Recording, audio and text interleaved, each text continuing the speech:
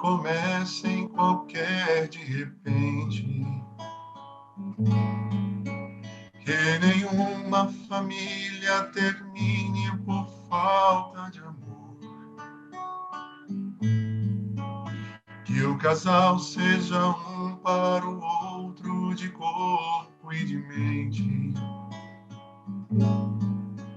E que nada no mundo separe um casal sonhador.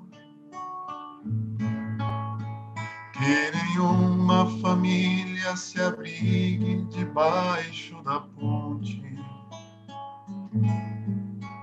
Que ninguém interfira no lar e na vida dos dois.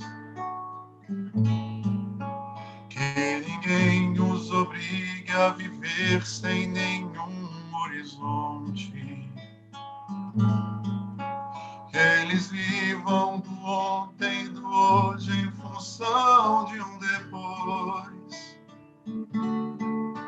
E a família comece e termine sabendo onde vai. E que o homem carregue nos ombros a graça de um pai.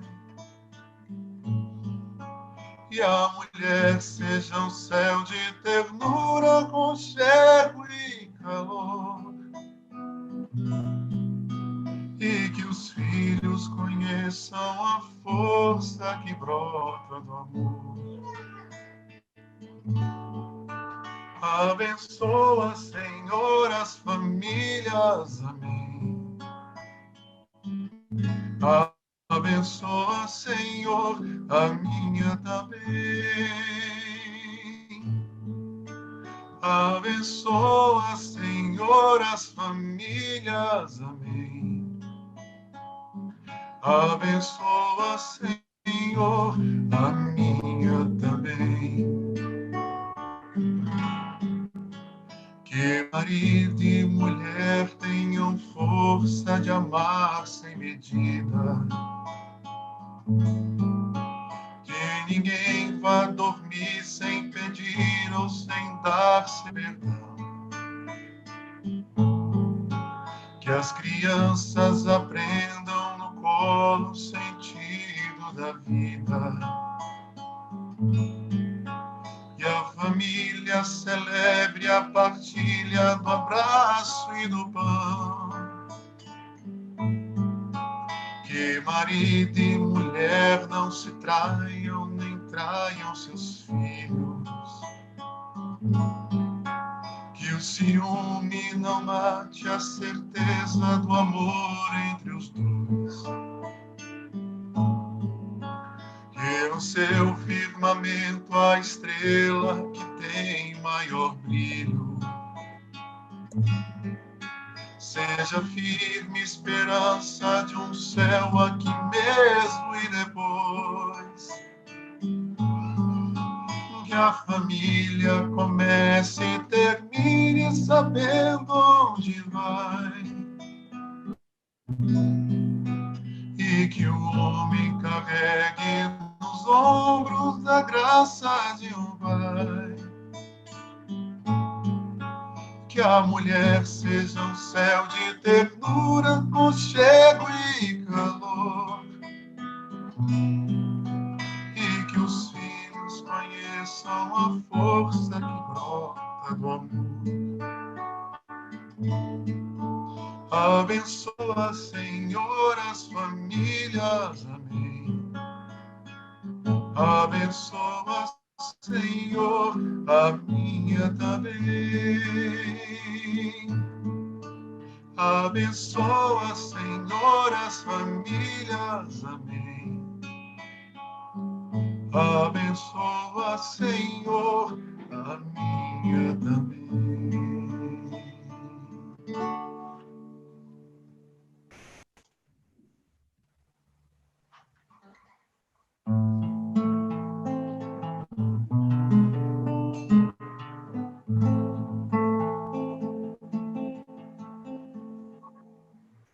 Olhos cristalinos, azuis da cor do céu,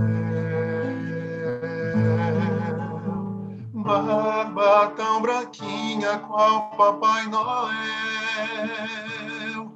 ilumina teus irmãos da terra, no sofrer, no sorrir, no chorar.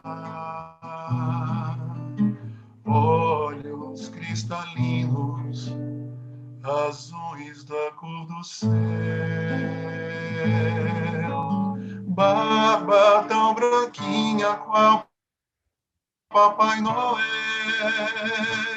ilumina teus irmãos da terra, no sofrer, no sorrir, no chorar. Bezerra de Menezes, apóstolo do bem, recebe as nossas preces e o coração também. Bezerra de Menezes, apóstolo da luz, depõe a nossa dor aos pés de Jesus.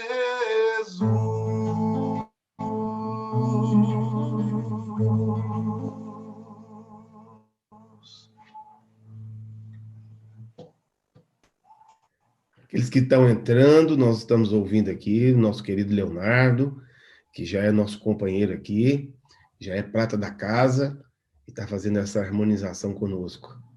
Vamos lá, Leonardo, estamos te ouvindo, querido, está muito gostoso. Vamos lá.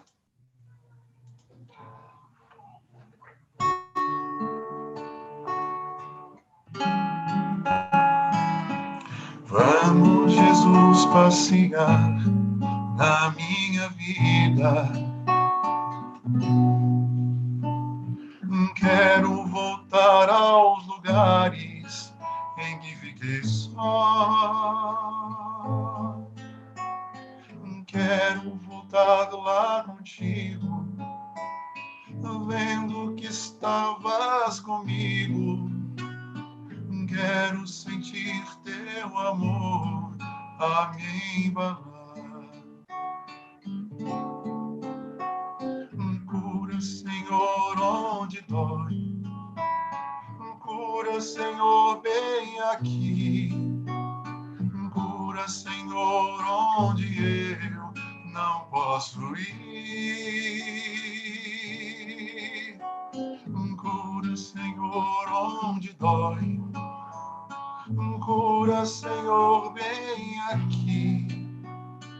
Cura, Senhor, onde eu não posso ir. Quando a lembrança me faz adormecer, sabes que a espada da dor entra em meu ser. Tu me carrega nos braços, leva-me com teu abraço. Sinto minha alma chorar junto de ti. Cura, Senhor, onde dói. Cura, Senhor, vem aqui. Cura, Senhor, onde eu não posso ir. Cura, Senhor, onde dói. Cura, Senhor, bem aqui. Cura, Senhor, onde eu não posso ir. Tantas lembranças eu quero esquecer. Deixa um vazio em minha alma e em meu viver. Toma, Senhor, meu espaço. Te entrego todo o cansaço. Quero acordar com tua paz a me aquecer. Cura, Senhor, onde dói. Cura, Senhor, vem aqui. Cura, Senhor, onde eu não posso ir. Cura, Senhor, onde dói. Cura, Senhor, vem aqui. Cura, Senhor, onde eu não posso ir. Quando a lembrança me faz adormecer, sabes que a espada da dor entra em meu ser. Tu me carrega nos braços, leva-me com teu abraço. Sinto minha alma chorar junto de ti. Cura, Senhor, onde dói. Cura, Senhor, vem aqui. Cura, Senhor, onde eu não posso ir. Cura, Senhor, onde dói. Cura, Senhor, vem aqui. Cura, Senhor, onde eu não posso ir.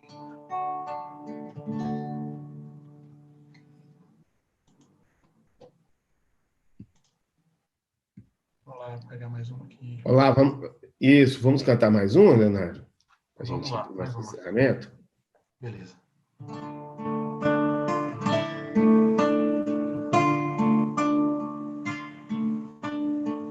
Pés descalços, mãos marcadas, moradores nas calçadas, esquecidos como a própria noite.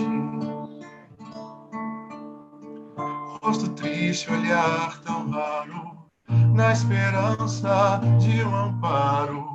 O silêncio mostra a própria dor, sem perceber.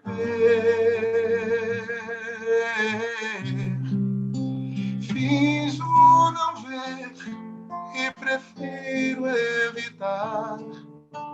Preciso ter olhos de ver e mãos de ajudar e amar como Ele amou. Pés descalços, mãos marcadas, Jesus Cristo nas calçadas, esquecido como a própria noite. Rosto triste, olhar tão raro, na esperança de um amparo. O silêncio mostra a própria dor, sem perceber. Finjo não ver e prefiro evitar. Preciso ter olhos de ver e mãos de ajudar e amar como Ele amou. E amar como Ele amou.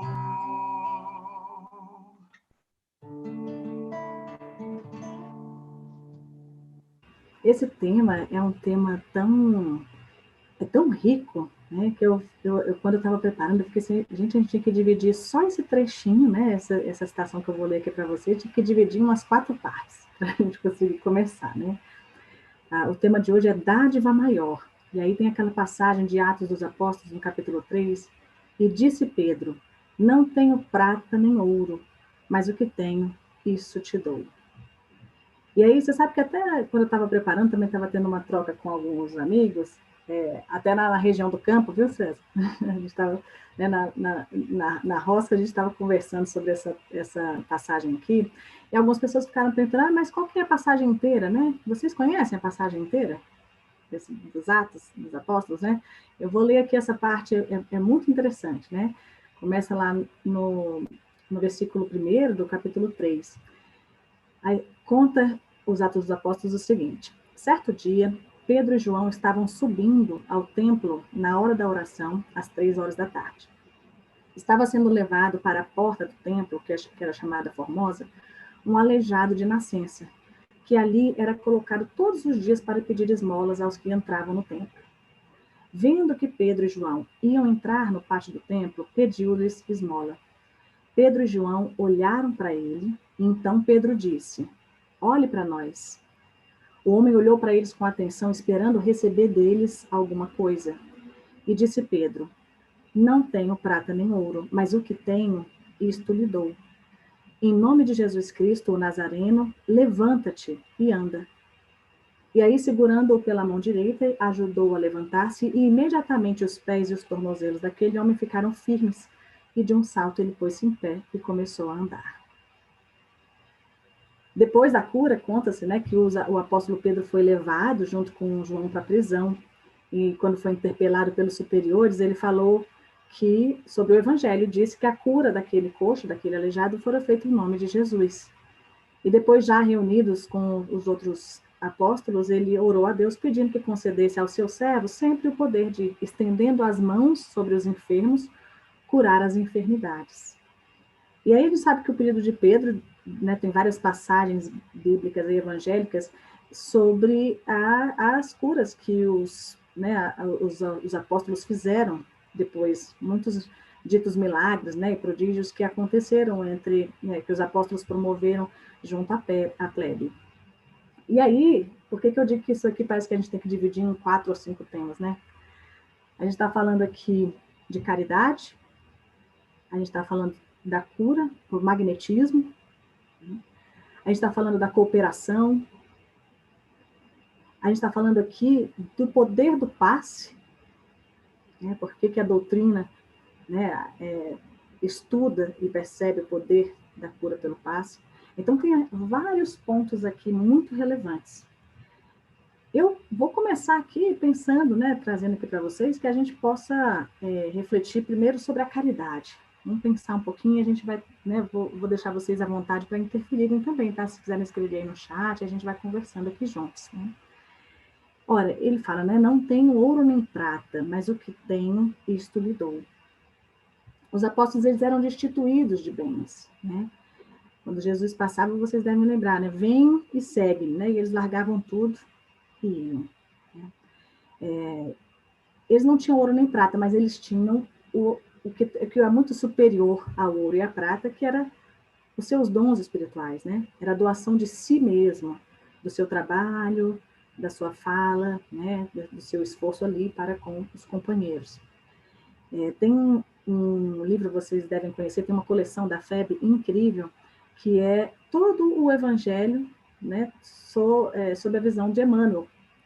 E aí, os Atos dos Apóstolos por Emmanuel traz nessa passagem uma reflexão muito interessante também.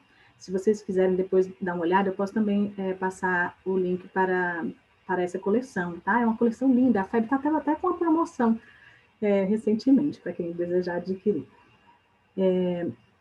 O Emmanuel fala assim, ele dá o título, Há Muita Diferença. O Emmanuel começa a falar que, muitas vezes, na política humana, a gente tem regras e teorias sociais, tem muito a ver até com a leitura que a Sidéria fez, né, sobre como as coisas estão escritas aí, né, no Evangelho, nos papéis, e assim como a gente tem aí as leis humanas replicadas, né, expressas nas teorias e nas escritas. E Emmanuel coloca assim, que quase sempre a lei humana se dirige ao governado nessa forma, o que você tem me pertence.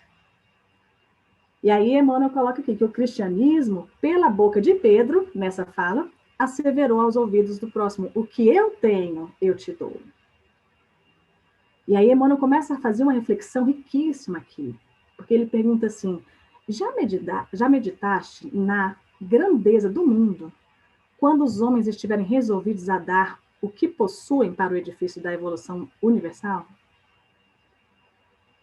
Pensando no período que a gente está, né? Se todo mundo desse o melhor de si, né? Ou se a gente, melhor, né? Se a gente descobrisse as nossas potencialidades, se a gente deixasse isso aflorar, né? Como é que seria esse progresso, essa evolução universal?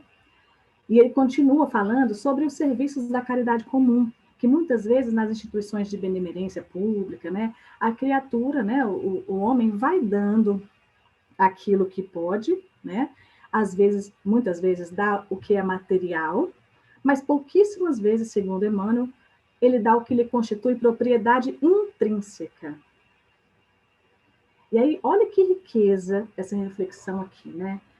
Emmanuel fala sobre aquilo que é nosso, mas que é nosso como parte de nós, não que a gente possui transitoriamente, né? Aqui vale uma reflexão sobre como a gente doa, especialmente a gente doa o supérfluo, né? É muito natural a gente dar aquilo que nos sobra, e não aquilo que vai nos fazer falta, e que a gente opta, escolhe por isso, por dividir, né? Por compartilhar com alguém. Então, aqui entra a diferença entre a doação material e a doação daqueles dons espirituais, né? Daqueles dons que lhes são próprios da sua experiência, das suas potencialidades. E aqui isso exige tempo, exige esforço, né? Exige botar suas habilidades em prática. E aí é quando normalmente as pessoas recuam, né?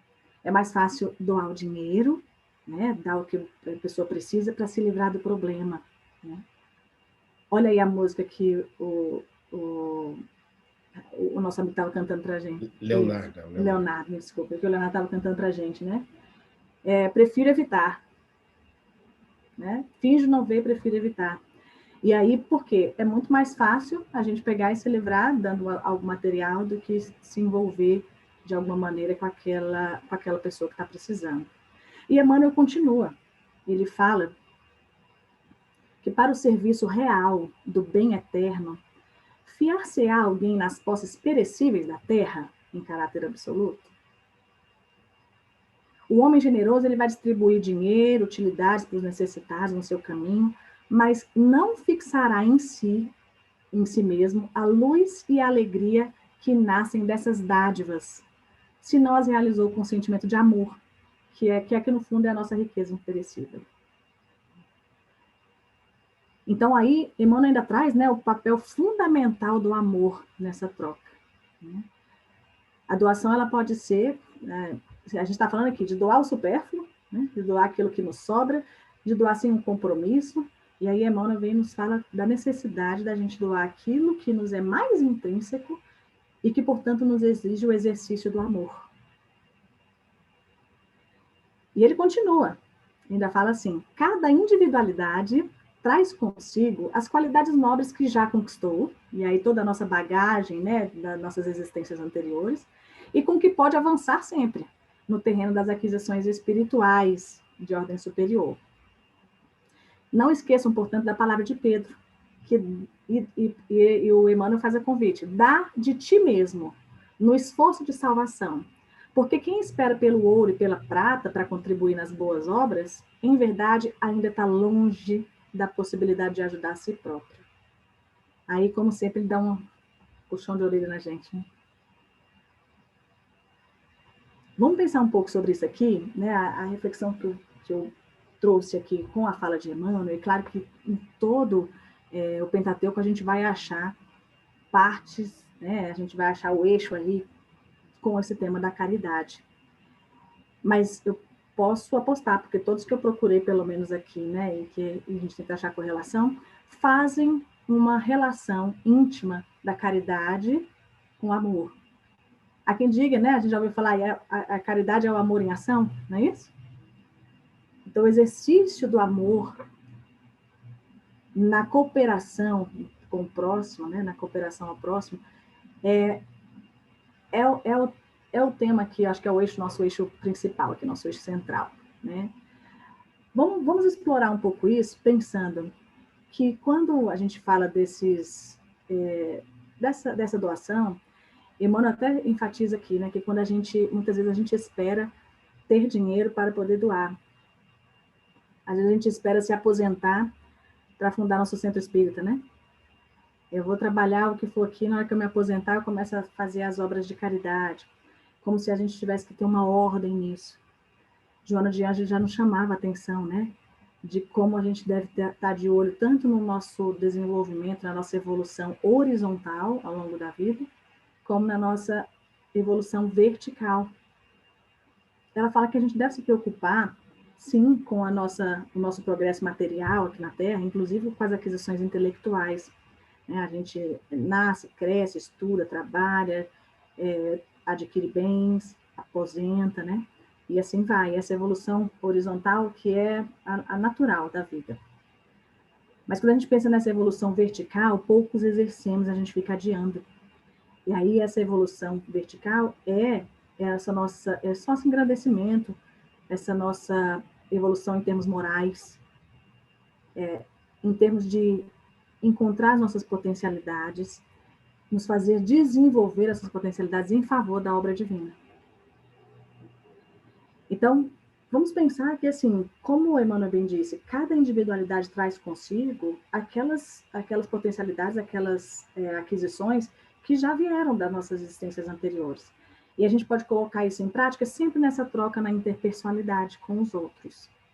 Aqui, nessa passagem, Pedro, quando fala ali, eu não tenho nada, mas o que eu tenho, eu posso te dar. E o que ele faz? Ele dá-lhe toda...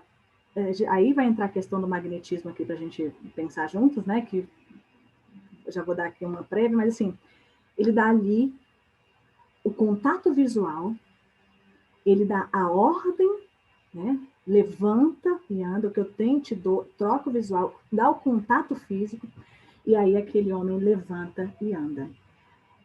Os apóstolos, eles aprenderam bem com o mestre, né? Que Cristo foi o maior médico e o maior hipnoterapeuta que já se viu aqui na Terra, né? Com o magnetismo, a capacidade dele de passar nessa transpessoalidade, nessa troca pessoal ali, com cada um que cruzava o seu caminho, ele usava a energia do próprio pedinte, né? do próprio transeunte, para fazer aquilo acontecer. Né? Então, a gente sabe que os milagres foram todos, né, esse uso dessa energia que é própria de cada um, mas que Jesus Cristo conseguia fazer o outro utilizar. Mas vamos passar aqui, né, vamos pensar um pouquinho antes ainda aqui na caridade para a gente explorar juntos. Nessa prática da caridade, eu gosto de pensar que existem os dois lados, né? Aquele que precisa de ajuda e aquele que dá ajuda. Então, do ponto de vista de quem é ajudado, a gente pode pensar primeiro, assim, como quem é ajudado, de alguma maneira, se ele pede ajuda, ele tem um exercício de humildade ali presente, não é? Se colocar na posição de vulnerabilidade e pedir a ajuda de alguém, envolve um esforço que pode ser até louvável, né? Emmanuel coloca lá no livro Pão Nosso, lá na lição 27, ele fala que a gente deve tomar cuidado, porque muitas vezes a gente solicita a ajuda de alguém, se coloca nessa posição, mas depois a gente deixa que o esforço seja do outro sempre. Né? Então ele fala assim, solicitar o auxílio, recorrer até a lei da cooperação, pode ser um ato louvável do espírito, que identifica a sua fraqueza. Mas insistir para que o outro substitua o seu esforço, que somente cabe a ele, né? Aí já é uma questão, já é um problema. Então, aí entra na posição de quem é ajudado, primeiro, reconhecer-se fraco, mas como é pedir ajuda e depois se colocar como se o outro precisasse fazer sempre. Né? Aí, como é que a gente se coloca quando a gente precisa de ajuda de alguém? Porque quando a gente recebe, a vida fica mais fácil, né? E isso é um convite para acomodação. Muitas vezes a gente já conseguia assim, né? E assim vai. E a gente está falando aqui não só de uma necessidade intensa, né? De uma necessidade profunda de algo. Às vezes numa troca simples, né? Em questões de trabalho, o esforço dentro de casa, né, com as tarefas do lar. Muitas vezes a gente faz isso, e a gente acaba se escorando no outro, né? Existe isso. Né? E ainda do ponto de vista de quem é ajudado, como trabalhar a aceitar a ajuda do outro sem necessariamente colocar-se numa posição inferior. Não somos diferentes uns dos outros. Aquele irmão que está passando a necessidade hoje pode ser a mesma posição que eu já tive anteriormente, ou pode ser que eu venha a ficar.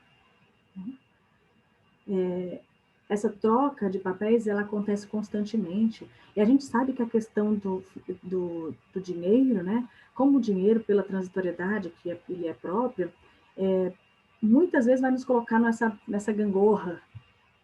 Quantas pessoas tiveram muitas condições financeiras muito boas, né? E depois tiveram sua queda. Assim como aqueles que surpreendentemente conseguiram construir, mesmo tendo uma origem muito miserável. Então, essa é a roda da vida, né? Então, como também desse ponto de vista do ajudado, se deve se colocar, pensando assim, como é aceitar essa ajuda, sabendo que um dia ele pode ajudar. E essa troca vai acontecendo. É a lei de cooperação. E do ponto de vista de quem ajuda? Distribuir é fazer brilhar o nosso dom, né? Quando a gente distribui a riqueza que nos é permitida, que nos é emprestada, a gente faz o dinheiro girar, faz a vida acontecer, o dinheiro vai e volta, né? Muitas vezes quem mais distribui é o que mais tem. E aqueles dons que não são materiais, quantas vezes pela fala a gente pode ajudar alguém, pelo aconselhamento, às vezes ouvir alguém, só ouvir. Aquela história que pode ser repetida, né? Que pode ser cansativa, mas muitas vezes essa escuta é uma escuta caridosa. Quantas vezes só o sorriso muda a vida de alguém, muda o dia de alguém, né? No roteiro de estudos do estudo aprofundado da doutrina espírita, tem uma passagem que é muito interessante, né? O autor lembra a passagem de Mateus, em que se diz assim, nem se acende uma candeia e coloca debaixo de um alqueire, né? Mas no velador e dá luz a todos que estão na casa. Então, como a gente, quando tem luz, a gente não coloca escondidinho, a gente deixa ali para iluminar tudo. Tendo luz, sendo luz aqueles dons que nós temos a desenvolver, que nós temos aí brilhando, escondê-lo, deixar de exercitar, não é a recomendação, né? Então, como nós temos essa capacidade de irradiar essa luz nesses nossos dons, nesse espírito de solidariedade, de amor, de cooperação, que deveria estar sempre presente nas nossas relações humanas, em todas elas. Só que a gente entra muitas vezes num movimento de competição, de orgulho, de egoísmo, né, que são as nossas maiores chagas. E muitas vezes a gente esquece que nessa caminhada, né, mesmo quando os caminhos estão ali paralelos ou apenas se cruzam, estamos todos na mesma jornada. Uns mais adiantados, outros um pouco mais atrás, mas se a gente se der as mãos, a gente consegue andar mais rápido até, né? Então, pontos importantes que ainda estão aí nesse roteiro que eu citei do estudo aprofundado da doutrina espírita, é sobre como nessa troca de caridade existe um ponto muito importante que são os laços de empatia. Olha, como o laço de empatia que nós sabemos que existem entre os espíritos, aqueles que são afinados consanguinamente ou não, né? Esses laços, eles muito provavelmente vão interferir na nossa forma de agir quanto à caridade. Às vezes, a gente vai usar da empatia com o outro para poder ajudar, porque uma vez que a gente se aproxima e consegue esse aceito, você consegue dar aquilo que o outro está precisando. Outras vezes a gente vai se compadecer por questões afinadas que normalmente podem ser gatilhos da vida da outra pessoa que nos sensibilizam. Eu tenho uma pessoa na minha família que ela fala assim, É engraçado, mas fala assim, criança não me comove muito, mas me põe um velhinho na minha frente que eu morro de dor. Aí ela fala, não me põe um idoso que ela quer entrar em todas as atividades voluntárias, quer ir lá visitar e tudo. Para essa prima, muito mais ela é sensibilizada com as questões da terceira idade, muito mais do que com criança. Né? E essa empatia aí, ela faz esse movimento, né, dessa minha prima, faz um movimento muito mais para essa causa. Né? Então, quando a gente solicita, quando a gente é buscado, muitas vezes a empatia está presente aí. Veja só, né, quando Pedro e João estavam passando e que o aleijado, né, e que o coxo pediu, ele pediu e Pedro ainda falou, olhe para mim. Tem uma empatia presente aí também. E a caridade, ela extrapola qualquer horário para ser estabelecido. Ela não tem vez. Né? Emmanuel coloca que o amor, ele pulsa num ritmo de eternidade. E que, portanto, a doação, onde quer que ela se manifeste, ela tem que manter um ritmo. É o ritmo do amor, e esse ritmo é eterno. Então, que a gente possa, né, exercer essa caridade sem hora marcada. Porque cada troca que a gente tem no dia a dia, cada pessoa que cruza o nosso caminho, é uma oportunidade de doar-se. E ainda tem um ponto, né? A doutrina espírita, ela nos auxilia mostrando o princípio da cooperação em todos os planos divinos. A cooperação que se mostra, que é exercida aqui através da caridade, é uma forma de impulsionar e de colaboração, né, para a realização dos planos divinos. Emmanuel coloca ainda no livro Roteiro, ele fala assim, cada criatura é peça significativa no progresso, e todos possuímos destacadas obrigações no aperfeiçoamento do espírito. A alma sem trabalho digno é sombra de inércia no conceito da harmonia geral. Cada criatura é peça significativa. E ainda é Emmanuel mesmo que diz em outra citação, ele fala assim, nem todos vão ser médicos, nem todos vão ser advogados, né? Cada um vai ter a sua função, a sua profissão a ser desenvolvida, e dentro dessa profissão, ali pode exercer a sua caridade. Então, quantos vão ter oportunidades diferentes? E se a gente for falar, né, muitos medem as suas capacidades com base apenas nessa vida. Nossa, fulano consegue ser médico, eu não conseguiria, né? Fulano passa em tal concurso, eu jamais, né, poderia, visando as capacidades que acha que tem agora. Mas não nos esqueçamos que essa bagagem, inclusive essa bagagem intelectual, esse conhecimento, ele vem de outras vidas, e a gente vai relembrando com mais facilidade nessa nossa existência. Então, onde a gente encontra facilidade, certamente há uma experiência anterior, né, que é despertada ali, que é engatilhada, e ali talvez seja um terreno mais propício para a nossa doação, para o exercício dessa caridade. Não porque seja mais fácil, mas porque talvez a gente faça melhor. A gente já esteja habituado a fazer, né? E vamos pensar, né, que se a gente observar, em cada companheiro, a gente vai ter uma oportunidade de atender a esse programa divino. Todos vão encontrar dificuldades na nossa vida, os percalços vão estar presentes, né, na nossa vida biológica, na nossa vida espiritual. Esses percalços vão estar existentes o tempo inteiro. E, diante das incompreensões que a gente pode encontrar no caminho, podem estar essas diferenças em termos financeiros e essas diferenças em termos de capacidade. Por isso, eu acho que a ênfase aqui é diferenciar o que a gente pode fazer de caridade material e o que a gente pode fazer de caridade espiritual. A caridade material deve ser exercida nesse sentido de compartilhar nossos bens, que nos são emprestados também, porque daqui nada levamos, né? Mas como compartilhar, como sermos misericordiosos com os outros, assim como Deus é com a gente.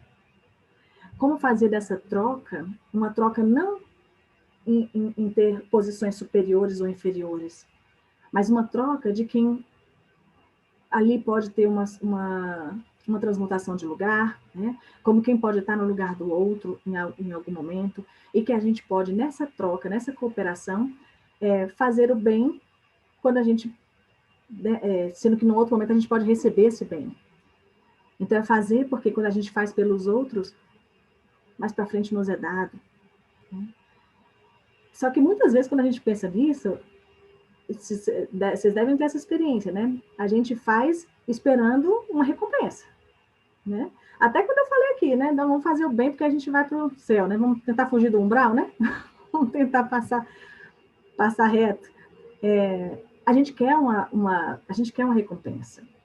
Muitas vezes a gente procura essa recompensa de forma imediata, quando a gente faz para ser visto por alguém, quando a gente faz para parecer bonito, bonzinho, né? Quando a gente faz porque isso mantém um status que a gente já adquiriu. A gente procura essas recompensas de várias maneiras, que muitas vezes estão ligadas ao imediatismo na nossa vida. E se a gente começar a pensar como seres espirituais, a gente vai ver que a recompensa ela até vem, mas a gente não vai ficar mirando na recompensa imediata. A gente vai pensar no de longo prazo. A gente vai pensar muito mais do que no nosso plano, a obra divina. Então, como todos nós, unidos em cooperação, estamos colaborando para essa obra divina. Então, aqui entra uma coisa da psicologia que a gente fala muito, que é assim, como os reforços imediatos, né, como aquilo que a gente consegue de recompensa de curto prazo, tem um poder sobre a gente. Quantas vezes a gente age para ter aquele prêmio rapidinho? Né? Se vocês forem pensar na nossa vida, isso se aplica muito.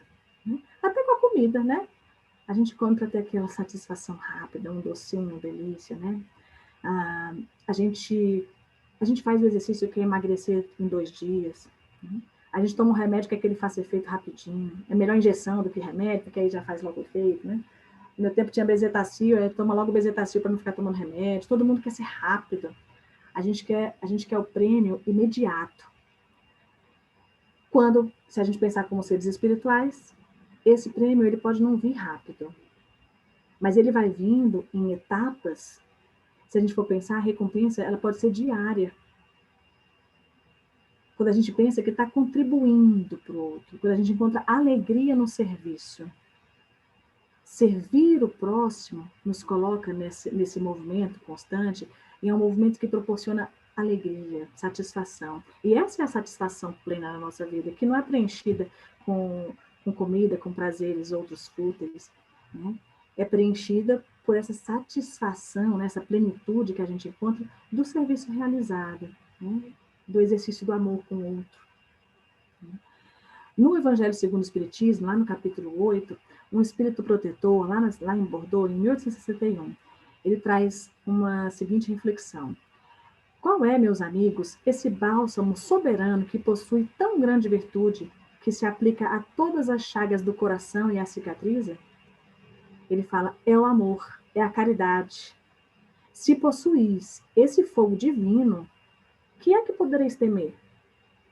Se tendes amor, tereis colocado o vosso tesouro lá onde os vermes e a ferrugem não o podem atacar, e vereis apagar-se da vossa alma tudo o que seja capaz de lhe atrapalhar a pureza.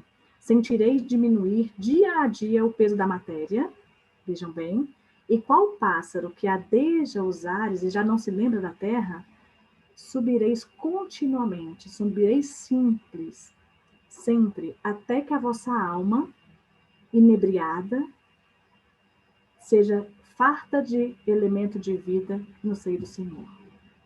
Olha só, aqui tem uma reflexão desse espírito protetor sobre como, no exercício do amor, a gente vai se libertando dessas amarras materiais. E cada vez mais diminuindo o peso dessa matéria sobre nós. De maneira que a gente vai ficando inebriado por aquilo que a gente hoje ainda tem só flashes, né?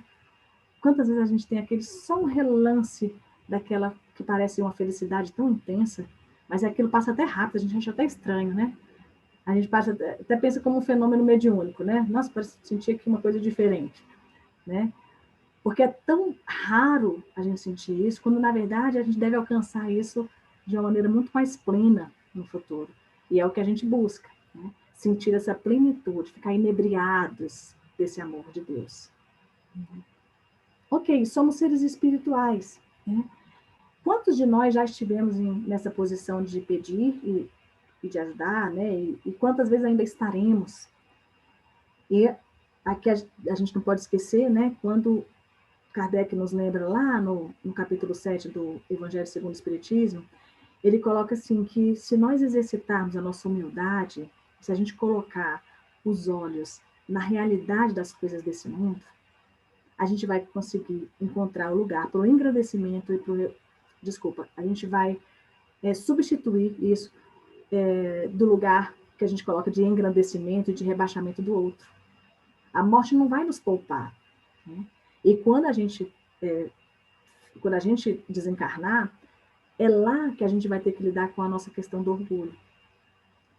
Então, como a gente pode, a partir de agora, combater a nossa chaga, né, que é o nosso orgulho, o nosso egoísmo, para que, dando lugar, né, a isso, a gente consiga ver a realidade das coisas do mundo, não das coisas físicas, mas daquilo que não é perecível, daqueles valores que a gente deve cultivar pensando na nossa evolução espiritual.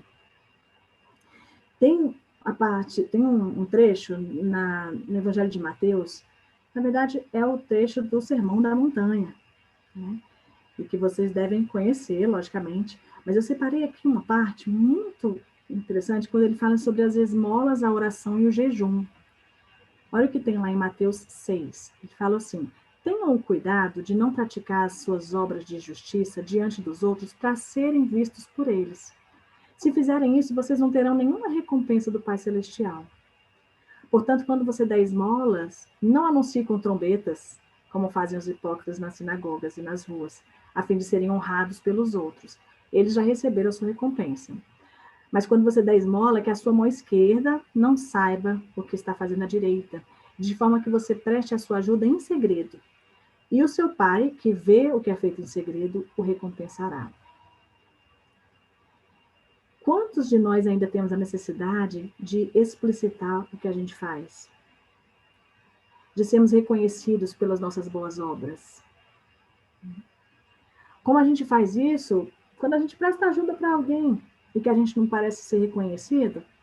Quando a gente faz pelo outro e não tem o obrigado e a gente fica ferido por aquilo? Já aconteceu com você? Quantas vezes a gente espera que o outro nos coloque numa posição especial porque a gente um dia prestou um favor, né? Essa troca, essa recompensa, está aí, mais uma vez, como uma recompensa imediata que a gente busca.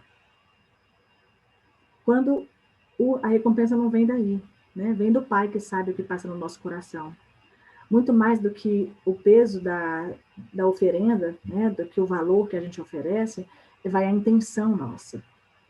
Se a gente for pensar, muito mais vale, né? Aquele que não tem para dar, mas que pensa em dar, que sofre por não ter, do que aquele que tem e dá sem intenção. Então, doar para ser visto, doar por obrigação, fazer isso sem envolvimento, não é o exercício do amor.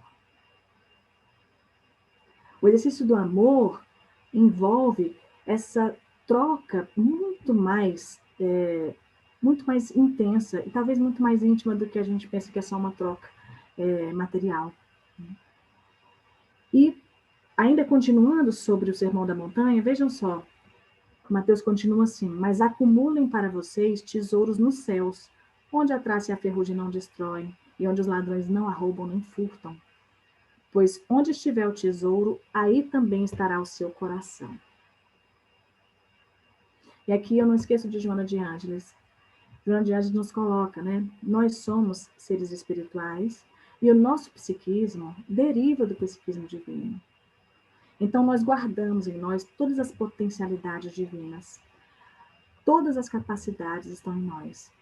E a gente conhece um trisquinho. Por isso a importância do desenvolvimento do nosso autoconhecimento. A autodescoberta é que vai nos fazer olhar para o outro com essa empatia, com essa misericórdia, de quem um dia já precisou, de quem ainda está desenvolvendo essa capacidade. É no autoconhecimento que a gente vai conseguir perceber aquilo que a gente mais consegue dar.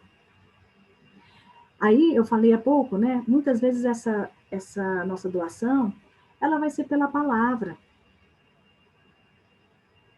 Será que a palavra, né, o poder que a palavra tem, é que a gente vai começar a entrar na questão do magnetismo. O poder da palavra é só um reflexo do poder do pensamento.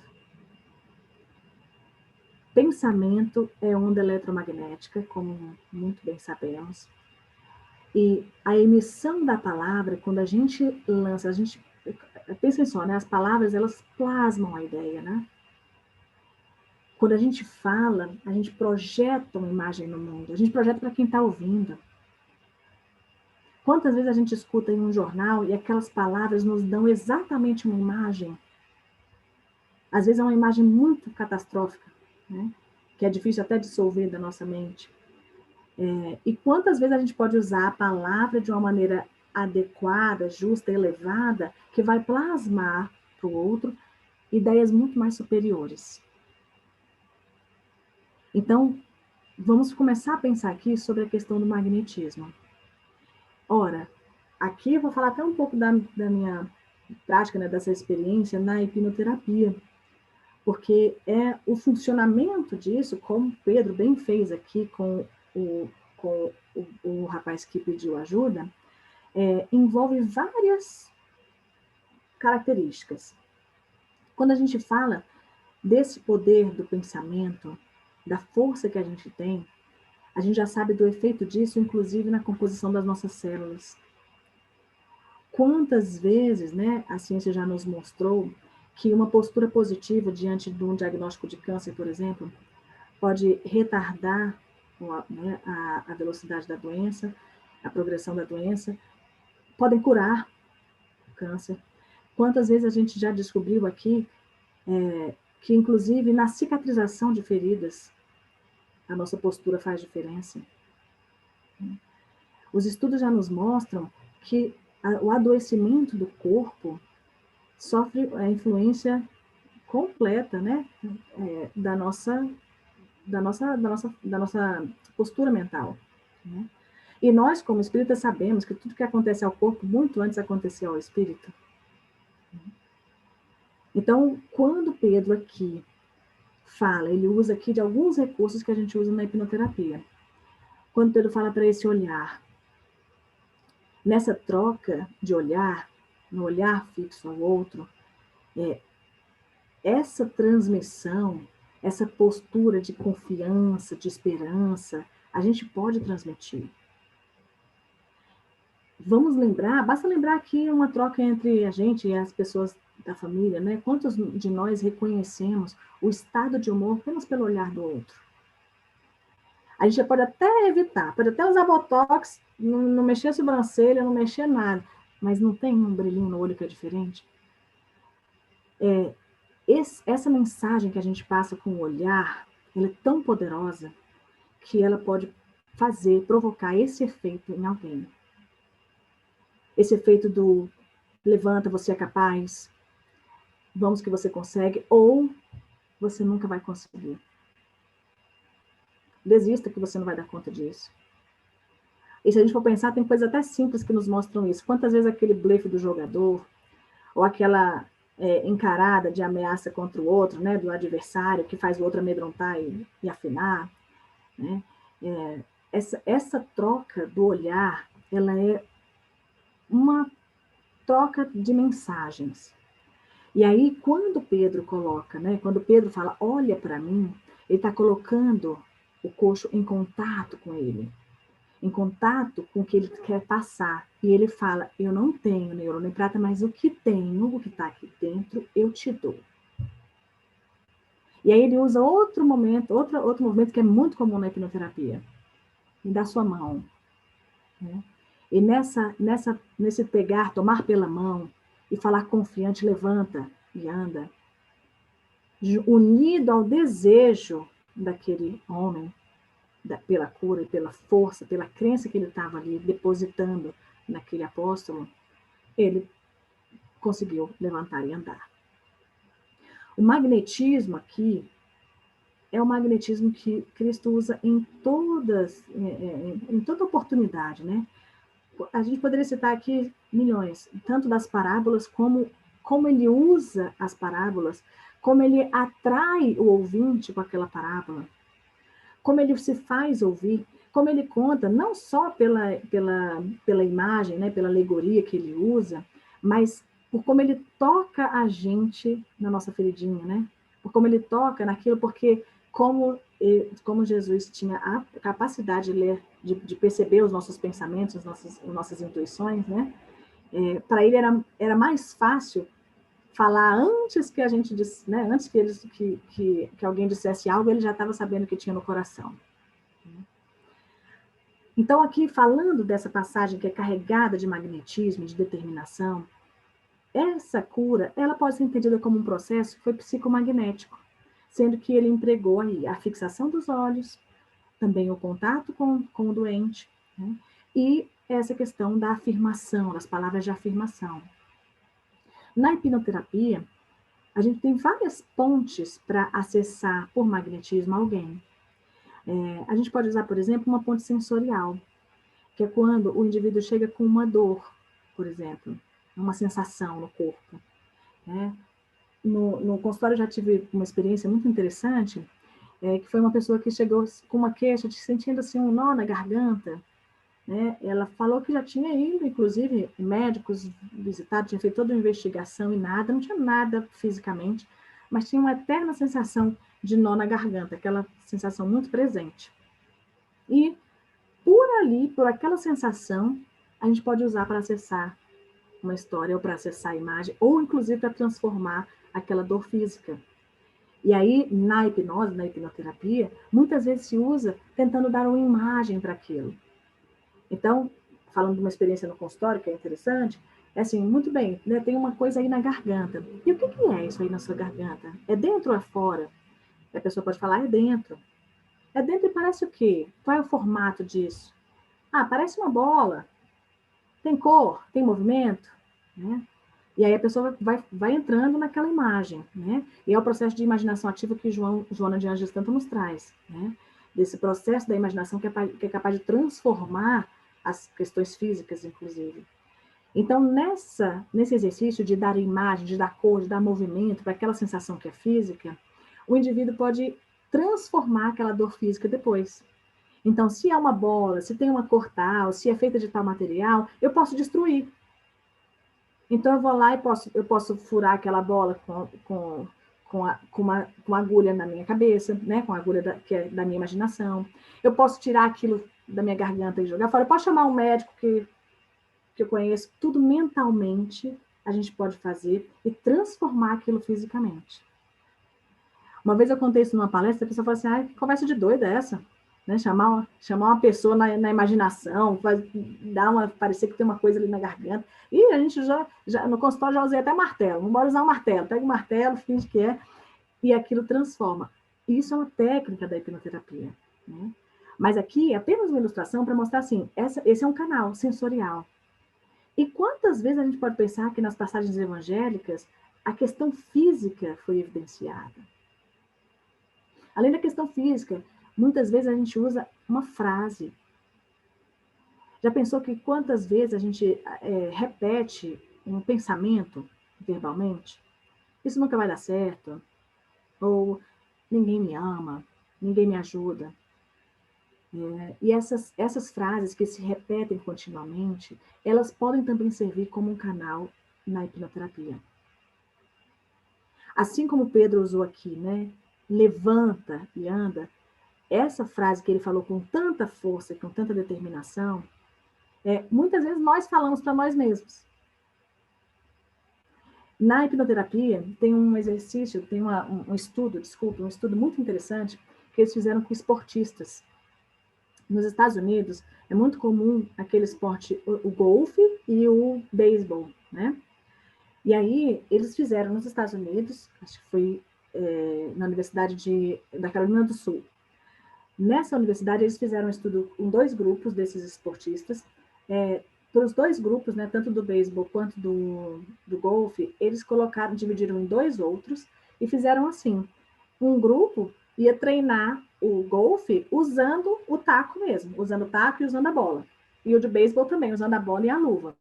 E outro grupo ia só imaginar que estava com as coisas, que estava com a bola e que estava com o taco. Então eles ficavam treinando sem nada, só fingindo que estava com o taco na mão, fingindo que estava arremessando, segurando, fingindo. E eles encontraram, depois de um treinamento aí, acho que foram 45 dias, eles encontraram um desempenho melhor naqueles que imaginavam os objetos do que naqueles que usavam de fato. Esse estudo é uma contribuição interessante para a hipnoterapia e para a psicologia, dizendo da nossa capacidade de visualização e de ensaio mental das nossas ações e de como isso melhora o nosso desempenho. A gente pode usar isso, se a gente for pensar, né? Quantos de nós já ensaiamos conversas que íamos ter com alguém, né? Vou dizer isso para ele, vou pensar tal coisa. Então, ensaia a conversa, ensaia a bronca do filho, né? Ensaia a demissão de um funcionário, ensaia aquilo que vai reclamar com o marido. Esses ensaios mentais, que muitas vezes se mostram em frases e repetições, eles nos auxiliam na hora da tarefa verdadeira. Então, assim como essas frases nos auxiliam, elas também nos colocam mais capazes ou menos capazes de realizar as coisas no dia a dia. Então, essa questão do pensamento positivo, das palavras de afirmação, elas têm um efeito que já é comprovado na nossa vida. Eu posso, eu vou conseguir, eu sou capaz. Eu vou fazer. A gente pode até ter medo. Pode sim, pode ter frio na barriga, né? Eu estou com medo e eu faço tal coisa. Estou com medo e vou enfrentar essa prova. Então, o efeito dessas palavras de afirmação e como a gente pode usá-las na nossa vida, primeiro, para sair de uma vibração que pode ser inferior, e segundo, para tornar a nossa ação, a nossa atitude mais bem-sucedida. E não é só porque a palavra, né, por si, ela vai ter o poder. Ela vai transformar a nossa atitude diante do problema e vai nos fazer ter um desempenho diferente. Então, pensando no magnetismo, aí mais uma coisa, né? É mais um ponto de entrada que é a fala, a palavra de afirmação. Outro ponto que pode ser usado é a questão do toque. Então, o toque ali que Pedro fez, né, utilizando, tocando a mão e usando pela mão do homem para levantá-lo, a gente faz no nosso dia a dia. Já perceberam que às vezes um toque no nosso corpo faz a gente se acalmar? Por que a gente, se a gente vai consolar alguém, a gente põe a mão no ombro, né? Parece que vai tocar ali no ombro, né? Fica calmo, então, toca o peito, né? Passa a mão sobre a cabeça. Isso tudo pode parecer intuitivo para a gente. A gente vai lá e toca. A gente sabe hoje, pela ciência, pela psicologia, que o ombro, o peito e as costas, quando tocados, trazem a sensação de segurança, de confiança. Muitas vezes, você pode ver, para acalmar alguém, um simples toque nas costas, estou aqui com você, né? Segurar as mãos de forma firme, ou acalmar a fronte, eles têm um efeito verdadeiro, e é um efeito calmante, né? Um efeito de segurança, de confiança. Então, vários canais podem ser usados. Aí, aqui até fica um convite, né, para quando vocês virem outras passagens evangélicas, as passagens dos milagres, né, das interações dos apóstolos com o povo, como a gente pode olhar já com um olhar diferente. De cada vez que eles utilizam dessas estratégias para fazer a diferença na vida de quem eles estão interagindo. E aqui, é claro, a gente não vai esquecer da derivação disso para o passe na doutrina espírita. O passe, que é esse magnetismo, essa troca magnética que existe ali, o uso dele na doutrina, né? E como a gente sabe, mesmo tendo técnicas, formas específicas, não é nada mais do que essa troca amorosa que a gente tem de energia. É a gente se colocando como instrumento divino, né, na ação para alguém. Então, essa reflexão aqui, né, eu fico pensando, nossa, foi aqui sem olhar o nosso horário, Paulo, mas foi bem, Não, na verdade, não vai. estamos bem, viu? Ah, Estamos bem, então Patrícia. pronto, Fica estamos tranquilo. bem. Mas já vou ter finalizado. Pensando nessas etapas aqui, para mim, o que fica muito dessa reflexão de hoje é como a gente pode fazer, como a gente pode agir, colocar o nosso amor em ação para com o próximo. E quantas vezes a gente vai fazer isso separando o que é matéria do que é espiritual, utilizando palavras de afirmação e positivas. E para isso, é claro que a gente precisa da nossa transformação. Ninguém dá o que não tem. E, portanto, para poder doar isso, a gente precisa cultivar em nós mesmos. E aí o amor, que é o que cobre, né, a multidão de pecados aí, o amor em exercício, se a gente também não desenvolve o nosso amor próprio, se a gente não se quer bem e não se sentir estimulada a desenvolver as nossas capacidades, pouco a gente vai fazer pelos outros. Porque sendo autoafirmados, sendo autoconfiantes, a gente vai poder fazer a diferença na vida de alguém. Mas não transparecendo, né, transparecendo fraqueza, titubeando na fé, a gente não vai servir um para o outro.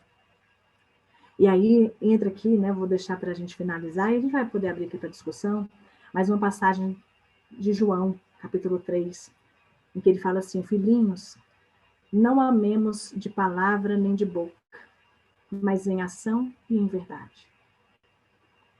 Que nós possamos ser instrumentos de Deus na vida uns dos outros, cooperando para a obra, para o plano divino, mas especialmente enxergando que é nessa troca que nós todos crescemos. Eu agradeço a paciência de vocês e vou abrir para que a gente possa discutir esse tema aqui amplamente. Muito obrigada. Então, que coisa boa te ouvir, Patrícia. E como nós estamos em casa, aqueles que quiserem fazer alguma pergunta, fazer uma colocação, trocar uma experiência, né? Pode ativar seu microfone, que estamos aqui para ouvir, né? Aqui temos algumas coisas aqui no chat, né? A Cidéria colocando que é sempre bom ouvir suas palavras, a Zilda aqui agradecendo, alguns companheiros também no nosso grupo aqui de WhatsApp colocando. Aristides desabilitou aí, meu amigo, o microfone, por favor. Sim, obrigado. Oi, Patrícia, bom, bacana te ouvir novamente, tá bom? É uma questão muito simples. Assim, você acha, Patrícia, que nós devemos nos atentar para que as nossas obras não sejam feitas com intenção de barganha?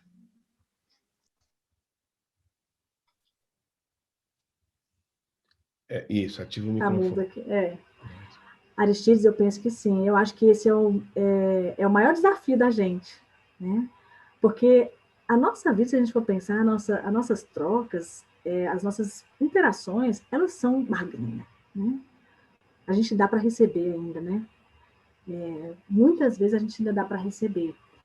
E o ideal seria que a gente ainda exercitasse, né? Parasse de exercitar o amor troca, o amor barganha, né?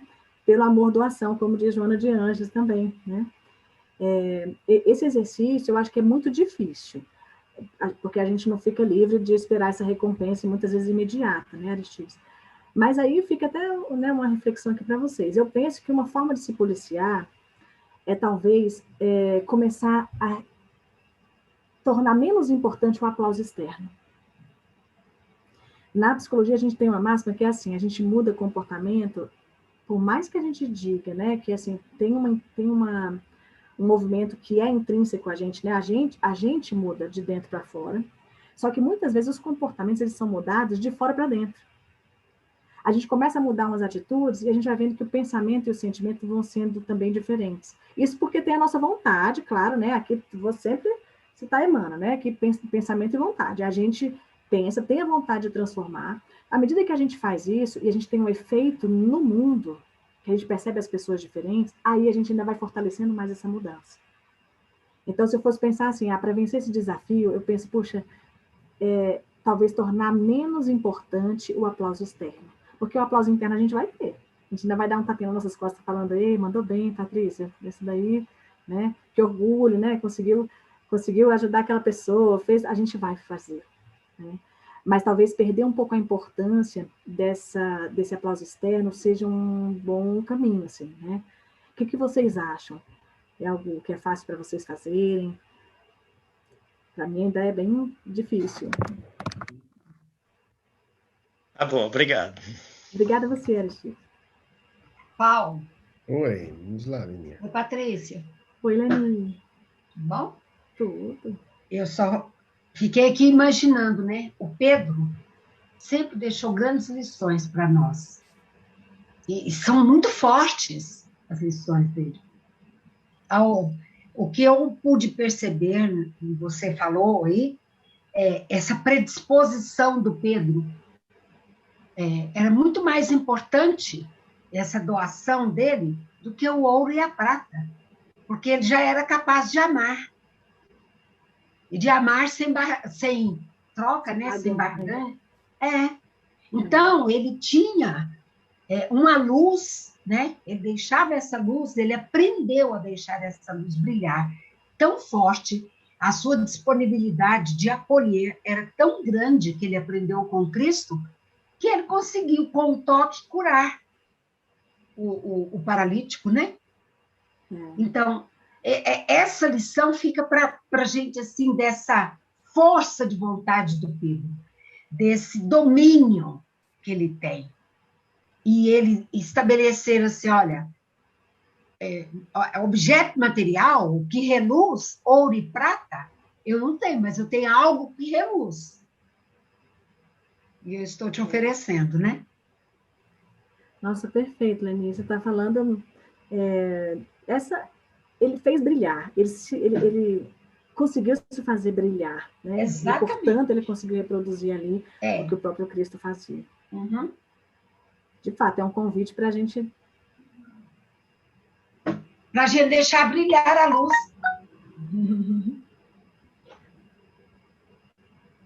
Eu gostaria de fazer uma pergunta para a Patrícia. Oportunidade de falar, né? Eu adoro suas palestras, sempre muito bom ouvi-la. Muito obrigada.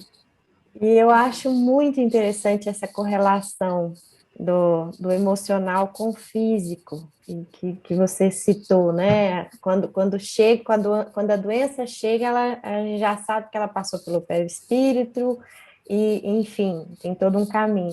Mas essa correlação, por exemplo, das partes do corpo físico que são acometidas com algum problema, de qual parte, qual emoção vem? Eu queria estudar mais sobre isso. Se você tem alguma dica de leitura? Eu tenho sim. Joana, eu vou encontrar aqui já a referência, mas Joana de Ângeles, no livro Autodescobrimento, uma busca interior, ela tem isso. Acho que eu vou lembrar qual é o capítulo, mas já eu te falo, porque o livro não está aqui. Ela também tem no Viver e Ser Feliz, Viva e Seja Feliz. Ela faz algumas correlações com o adoecimento, em termos, ela fala das doenças autoimunes, ela fala dos tipos de câncer, normalmente, coisas que eu vou lembrar aqui agora, né? Sobre o câncer, Joana de Ângeles fala que normalmente o câncer está ligado a uma mágoa que foi vivenciada. Nos estudos da psicologia se diz, inclusive, sobre um tempo, que muitas vezes o câncer ele se desenvolve 1 ano aproximadamente depois de um episódio traumático que levou a uma mágoa, né? As doenças autoimunes têm correlações também. Normalmente os transtornos mentais eles estão ligados a um sentimento de culpa, a uma emoção de culpa. E assim Joana faz vários. Ela fala, e eu também penso, que a gente pode pensar que é papum, né? Que é pão, queijo, porque vão ter, né, relações diferentes. Assim como a gente pensa, por exemplo, que alguns eventos que acontecem no presente, às vezes até marcas de nascença, doenças doenças que a gente tem no presente estão relacionadas a eventos traumáticos em vidas anteriores. Né? Já se sabe, por exemplo, que algumas marcas de nascença estão ligadas à ocasião da morte, por exemplo, na vivência anterior, né? Que alguma doença que é desenvolvida, uma propensão que é desenvolvida na vida de agora tem a ver com adoecimento passado, isso pode existir, né? Mas eu não gosto de pensar na ideia do pão, queijo, sabe? Se der assim, não vamos pensar que é tudo correlação rápida, né, direta. Na psicologia eu tenho algumas referências também, mas se você topar, eu posso depois passar para o Paulo, e ele passa no grupo de vocês de WhatsApp para ver. Mas de Joana de Anjos, no livro Autodescobrimento, sim, e no Viva e Seja Feliz, eu estou com você Viver e Seja Feliz, ou Viva e Seja Feliz, né? Esse volume também, né? Obrigada, viu? Imagina. Essa é uma correlação muito interessante, né? A gente fala hoje, inclusive, dos adoecimentos, esses adoecimentos mais corriqueiros, muitas vezes, assim, se a pessoa tem recorrentemente gripe, quando adoece tem logo dor de cabeça, ou quando adoece é logo do estômago, né? Tem pessoas que têm um órgão-alvo, e esse órgão-alvo, normalmente, ele está ligado a uma emoção. Aí eu digo que não é tão correlação direta, porque na minha experiência no consultório, eu vejo que isso vai modificando. Né? Para algumas pessoas sentem diferente. Mas, muitas vezes, eu encontro, sim, essa relação com um gatilho emocional. Um adoecimento, um órgão-alvo ali, fisicamente. Interessante demais. Muito obrigada.